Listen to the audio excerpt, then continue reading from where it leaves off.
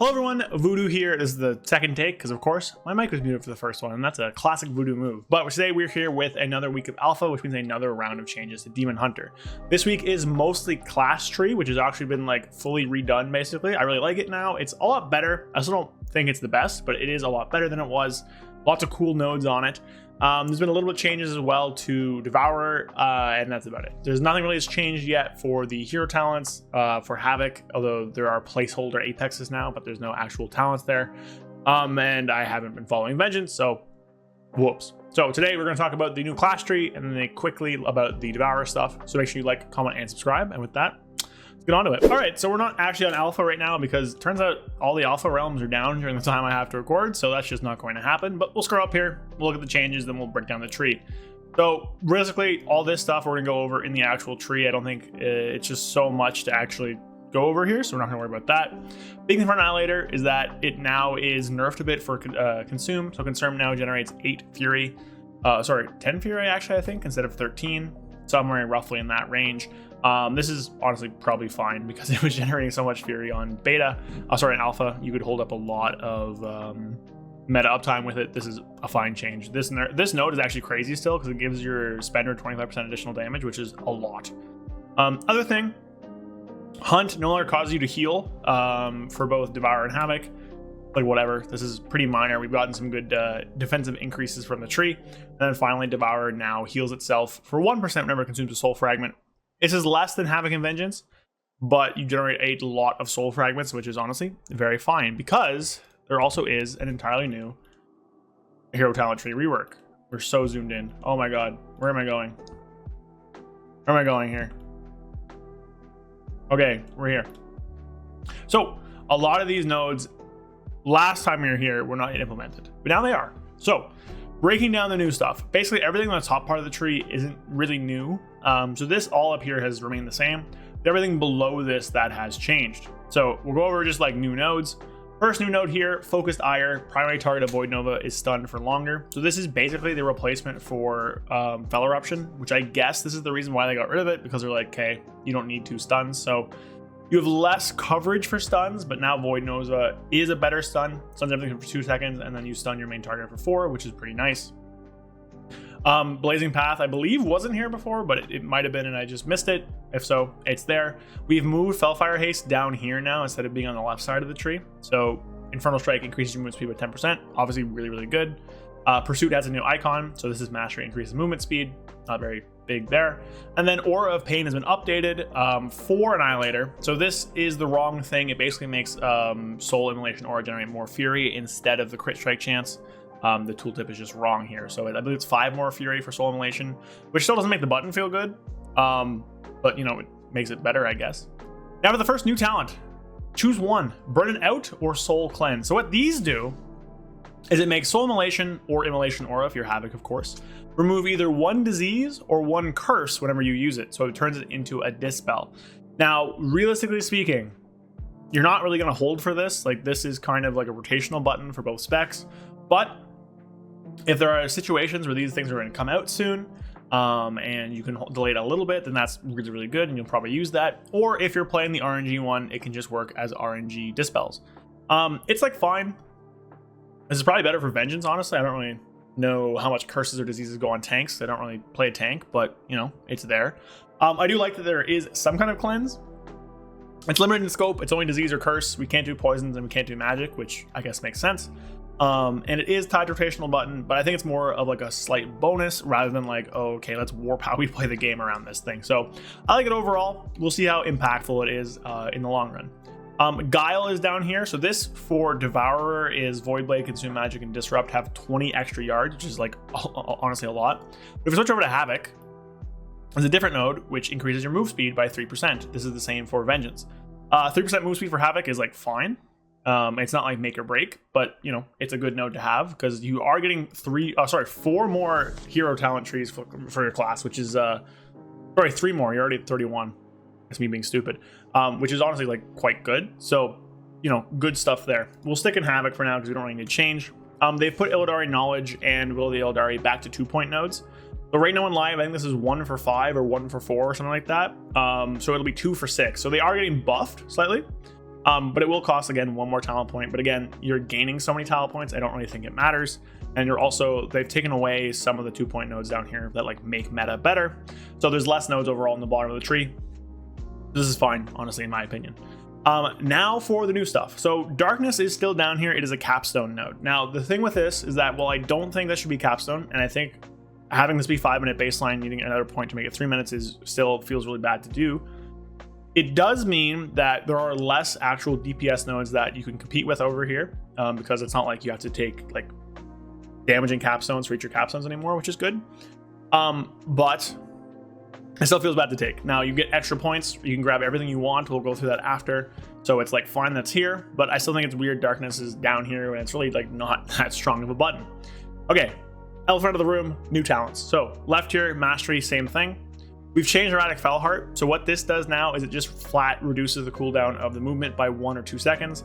If this stayed at 10 or 20%, it would have been kind of broken for Devourer. It would have made it like a, I think 4-second reduction for Devourer, which would have made like a 16-second cooldown. Said this is 18 seconds, and then I don't even know what it is for Fell Rush because you Fell Rush so often anyways. And then Wings of Wrath, glide speed increased by 40%. Now I wish that alpha was up right now because gliding this fast is really, really fun.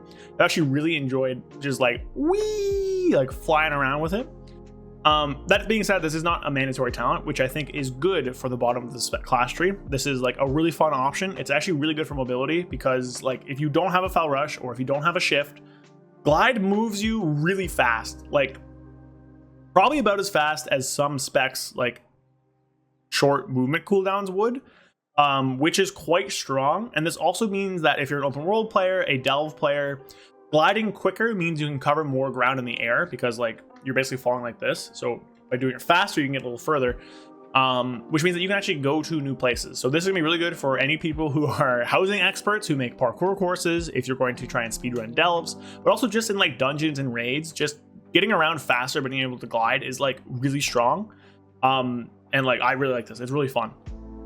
Other side of the tree has a lot more new nodes. First in, last out. Fell Rush grants you a rapidly decaying shield equal to 6% of your maximum health. This is really funny on alpha as well. It's bugged right now where the buff lasts for 9 seconds, but you like lose the shield after 3 seconds. So it goes like, I don't know, like it decays at like 1% every half second, I believe. Something like that. But once you're down below 0, it actually can't handle being a negative number and overflows itself and then starts stacking back up. So by the end of the buff, which goes away, thankfully, else you'd crash, you have like a 50,000 HP shield, which is really funny, but obviously it's not going to happen. This is just a nice little damaging option, I guess. Health option. 6% is not much. We compare it to like Deflecting Dance over here, 15%, which is a lot more.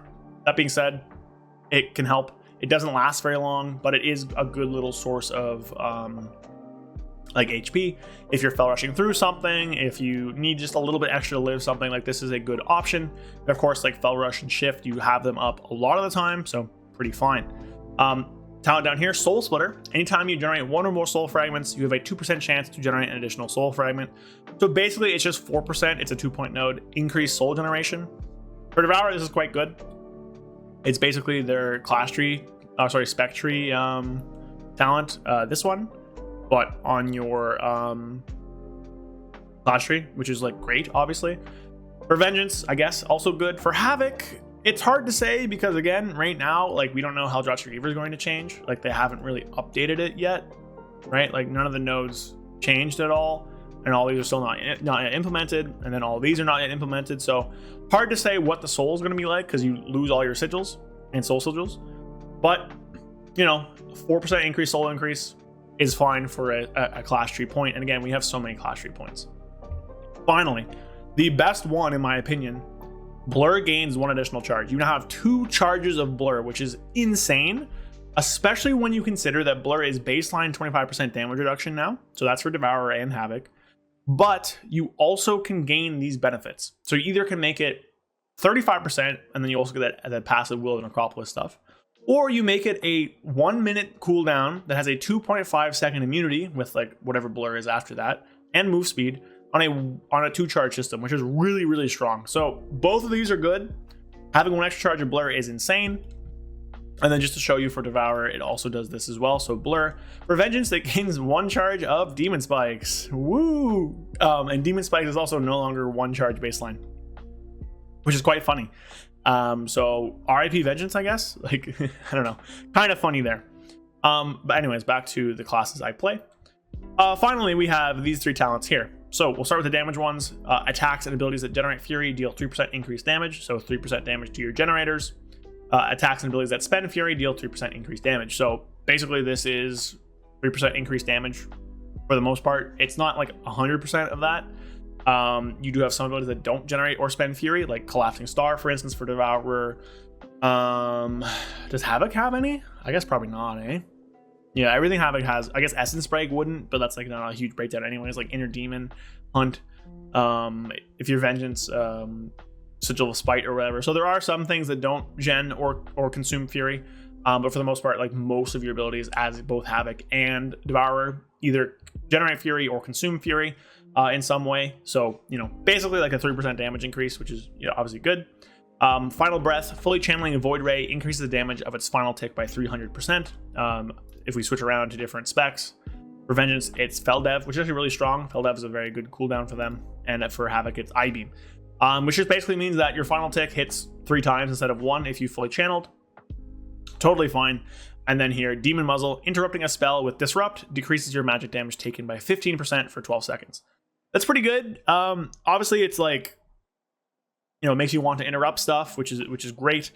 But oftentimes, if you interrupt something, you don't really need the magic damage reduction, but it can come in handy, you know, if there's multiple casters going off, if there's a cast during like an overlap with some kind of AoE. It's just a good option to have. It's definitely not necessary. Same with these cleanses up here, but it is good to just be like, okay, this exists. If it's useful in a dungeon, if it's useful in a raid encounter, maybe a PvP thing, probably a PvP thing, honestly, a delve thing maybe, then like, sure, you know, this is a great node, but it's also one that's optional and you don't really need it. So overall, class tree a lot better. There are still some weird nodes, right? Like fire damage for Devourer. Like what are we doing here?